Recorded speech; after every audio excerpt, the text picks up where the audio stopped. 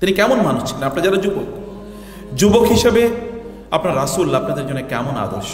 তিনি তো আদর্শ বটেই, কিন্তু আপনার যুবক হিসেবে তাকে কেমন ভাবে দেখবেন বা কেমন ভাবে আপনার তাকে দেখছেন? তার বেড়ে ওঠার ঘটনাগুলো একবার দেখেন তো। তিনি কিভাবে বেড়ে উঠেছেন, তার পার্সোনালিটি তিনি তৈরি করেছেন, তার ব্যক্তিত্ব তিনি তৈরি করেছেন, তার গুণাবলী তিনি তৈরি করেছেন। এমন অনন্য গুণের অধিকারী তিনি ছিলেন before even becoming a prophet of আল্লাহ।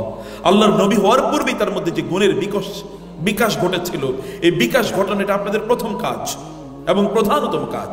আপনারা জানেন যখন আবিসিনিয়াতে মুসলমান হিজরত করে যায় এবং তার উপরে উহুদের বহুত যুদ্ধ হয়ে গেছে, বদরের যুদ্ধ হয়ে গেছে এবং সেখানে আরো হুদায়বিয়ার সন্ধি সংগঠিত হয়েছে, মক্কা বিজয়ের আগের ঘটনা।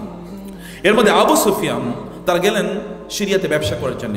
সিরিয়ার তৎকালীন সম্রাট হেরাক্লিয়াস, রোমান সম্রাটের মধ্যে শুনলেন যে আরবে এমন একজন নবীর আবির্ভাব ঘটেছে, তার আদর্শ গোটা আরবকে আচ্ছন্ন করে দিয়েছে। গোটা আরবের লোকেরা তার আদর্শে আলোকিত হচ্ছে, তার আদর্শে তারা অনুপ্রাণিত হচ্ছে, তার আদর্শের অনুসারী তারা হয়ে যাচ্ছে। তিনি ভাবলেন কে এই নবী, এই ব্যক্তি কে, তার ব্যাপারে জানা দরকার এবং তার সবচেয়ে নিকটজন এমন কে আছে তার সাথে তার ব্যাপারে কথা বলা হবে। এবং লোকদেরকে পাঠানো হলো। ইলা নামক জায়গায় পাওয়া গেল আবু সুফিয়ান এবং আরো কয়েকজন লোককে। জিজ্ঞেস করা হলো আপনি কি ওনাকে চেনেন? হ্যাঁ চিনি। আপনার সাথে তার রিলেশন কি? তিনি আমার বংশেরই লোক, আমি ভালো জানি তার ব্যাপারে। ঠিক আছে, সম্রাট ডেকেছেন, আপনার সাথে একটু কথা বলবেন। আবু সুফিয়ান ভাবলো যে যদি হেরাক্লিয়াস রোমান সম্রাটকে যদি কোনোভাবে মুসলমানদের বিরুদ্ধে ক্ষিপ্ত করা যায়, তাইলে বুঝি তাদের সাপোর্ট নিয়ে মুসলমানদেরকে কিভাবে কিছুভাবে পরাজিত করা যাবে। তিনি সেখানে গেলেন, হেরাক্লিয়াস ডাকলেন, আবু সুফিয়ানকে বসালেন এবং সেখানে আরো তর্জমান অর্থাৎ সেখানে কিছু ট্রান্সলেটর দোভাষীকে সেখানে রাখা হলো এবং দোভাষীকে বলল আমি আমি এই লোকে কিছু প্রশ্ন করতে চাচ্ছি, তিনি আমার প্রশ্নের উত্তরগুলো দেবেন, তোমরা সাক্ষী দেবে তিনি সত্য বলছেন নাকি মিথ্যা বলছেন। আবু সুফিয়ানকে তিনি বললেন তোমরা এই ব্যাপারে, এই ব্যক্তির ব্যাপারে বলো কি, তার নসব কেমন, তিনি কোন বংশের লোক, ইত্তকার অনেকগুলো প্রশ্ন করেছেন তিনি এবং সবগুলো প্রশ্নের উত্তর আবু সুফিয়ান দিচ্ছেন।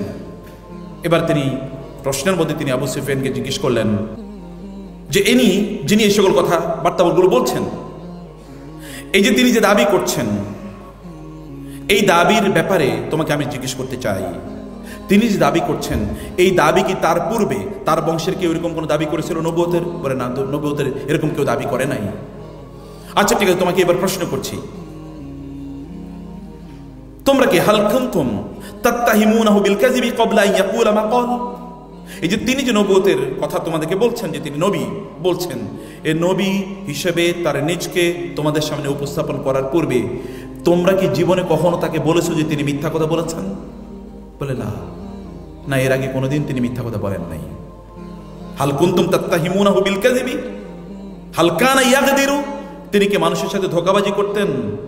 বলে না, তিনি কোনোদিন ধোঁকাবাজি করেন নাই, তিনি কোনোদিন মিথ্যা বলেন নাই, তিনি কোনোদিন ধোঁকা দেন নাই। রাসূলুল্লাহ সাল্লাল্লাহু আলাইহি ওয়াসাল্লামের উপর আল্লাহর নির্দেশ আসলো যে ওয়ানজির আশিরাতাকাল আকরাবিন, আপনি আপনার নিকটাত্মীয়দেরকে দ্বীনের দাওয়াত দেন, ইসলামের দাওয়াত দেন।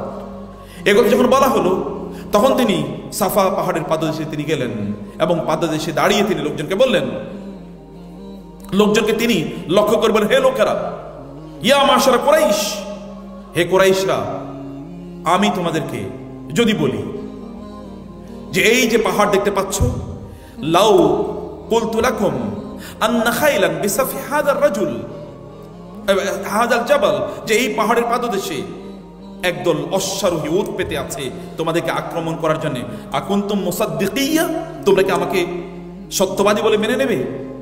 এবং তারা বলল হ্যাঁ অবশ্যই, কারণ আপনাকে আমরা কোনোদিনই মিথ্যা কথা বলতে শুনি নাই। তিনি বলেন ফাইন্নী আনজারতু লাকুম ফাইন্নী নাযীরুল লাকুম বাইনা ইয়াদাই আযাবিন শাদীদ, তাহলে জেনে রেখো আমি তোমাদেরকে তার চেয়ে আরো ভয়াবহ কঠিন বিপদের কথা বলছি। তাহলে তোমরা যদি এক আল্লাহর প্রতি ঈমান না আনো, তাওহীদের প্রতি বিশ্বাস যদি না করো, তাহলে তোমাদেরকে ভয়ঙ্কর কঠিন শাস্তির মুখোমুখি তোমাদেরকে হতে হবে। রাসূলুল্লাহ সাল্লাল্লাহু আলাইহি ওয়াসাল্লাম এই কথা তাদেরকে বলছেন, তারা তার সামনে সাক্ষী দিচ্ছে, we have never witnessed you telling a lie, আপনাকে কখনো আমরা মিথ্যা কথা বলতে শুনি না। তার পার্সোনালিটি দেখেন, তার ব্যক্তিত্ব দেখেন। নবীরা এরকম ব্যক্তিত্বের অধিকারী ছিলেন, নবীরা এরকম ব্যক্তিত্ব নিয়েই তারা চলতেন। আল্লাহ সুবহানাহু ওয়া তাআলা কোরআনে ইউসুফ আলাইহিস সালাতু ওয়াস সালামের ব্যক্তিত্বের কথা বলেছেন, মুসা আলাইহিস সালাতু ওয়াস সালামের ব্যক্তিত্বের কথা বলেছেন, তারা কেমন ব্যক্তিত্বের অধিকারী ছিলেন। আল্লাহ রাসূল তার চেয়ে আরো শক্তিশালী ব্যক্তিত্বের অধিকারী ছিলেন। আল্লাহ তাআলা তার ব্যাপারে বলেছেন ইন্নাকা লাআলা খুলুকিন আযীম। ইন্নাকা লাআলা খুলুকিন আযীম এর মানে হচ্ছে as if you are the owner of good character। আপনি হচ্ছেন গুড ক্যারেক্টার ওনার, মালিক, অ্যাবসলিউট মালিক আপনি। এটা আলা মানে হচ্ছে কোনো জিনিসের উপর একেবারে ঝেঁকে বসে থাকা। এর জন্য একটা সিংহাসন, আপনি সিংহাসনের উপর বসে থাকলেন, বসে আছেন, যেন এটা আপনার অধিকার, আপনার পসেশন, আপনার মালিকানাধীন চরিত্র। Absolutely you are the owner. Nobody is sharing with you the same proportion of this good character and traits which you possess। আপনার ব্যাপারে আল্লাহ সাক্ষী দিচ্ছেন, আপনার নবীকে আল্লাহ সুবহানাহু বলছেন, আপনার নবীর ব্যাপারে আল্লাহ সাক্ষী দিচ্ছেন যে আপনি এমন চরিত্রের ধারক এবং বাহক যে চরিত্রের মতো চরিত্র অন্য কেউ ধারণ করে না। ইন্নাকা লাআলা খুলুকিন আযীম, আল্লাহ তাআলা তার ব্যাপারে কথা বলেছেন। এবং আমাদের এবার চিন্তা করে দেখুন, আপনি যদি in order to become inspired by the Prophet sallallahu alaihi wasallam, you will have to develop this character. The people should say that he is a truthful person, he never cheats, he never tells lie, তিনি কখনো মিথ্যা বলেন না, তিনি কখনো মানুষের সাথে ধোঁকাবাজি করেন না। You will have to develop this trait, this character। আপনাকে এই চরিত্র অর্জন করতে হবে, উপার্জন করতে হবে। চরিত্রটাকে অর্জন করা লাগে গ্র্যাজুয়ালি, এটাকে অর্জন করা লাগে। He has developed this character, তিনি এই চরিত্র অর্জন করেছেন। এ কারণে লোকেরা তার চরিত্রের ব্যাপারে কোনো অভিযোগ দিতে পারে নাই, তারা বিরোধিতা করতে পারেনি। এই কারণে তার বিরুদ্ধে তারা অন্যদের কথা বলেছে, তিনি কবি, তিনি সাহিত্যিক, তিনি গণক, অথবা তিনি জাদুকর, এই কথা বলেছে। কিন্তু কোনোদিন বলে নাই যে তার চরিত্র খারাপ, এ কথা বলে নাই। এবং এই কারণে তিনি এই ট্রেইট, এই চরিত্র তিনি তো আগেই ডেভেলপ করেছেন। সমাজের সাথে তিনি ওতপ্রোতভাবে জড়িত ছিলেন। এই সমাজের কল্যাণের জন্য তিনি তার নিজকে নিবেদিত করে দিয়েছেন।